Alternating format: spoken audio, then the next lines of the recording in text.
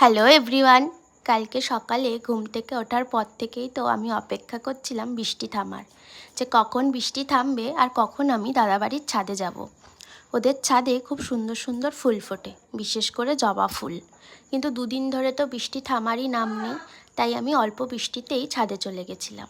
তারপর একটু চা খেয়ে ঘন্টা পাখির সাথে ল্যাদ খাচ্ছিলাম, তেমন কোনো কাজ নেই তো। তারপর তো ফ্রাইড ম্যাগি দিয়ে ব্রেকফাস্টটা করে নিলাম, এটা খেতে আমার ভালোই লাগে। তারপর দোলনায় বসে বসে ভাবছিলাম দুদিন তো ল্যাদ খেয়ে ভালোই কেটে গেল, বাড়ি গেলেই তো কত কাজ। আর দুপুরের লাঞ্চটা তো ছিল আমাদের সিম্পল, চিকেন আর ভাত। তারপর তো চলে আসবো বলে সবার সাথে দেখা করে ফেরার সময় মনটা খারাপ হয়ে গেছিলো, তাই বর কিনে দিল একটা চকলেট। তারপর তো বাড়ি এসে ভেন্ডি ভাজা, ঘি, ভাত আর ডিম পোচ দিয়ে ডিনারটা করে নিলাম। আর ঘন্টা পাখির সাথে ক্যাচ ক্যাচ খেলতে খেলতে হয়ে গেল আমাদের গুড নাইট।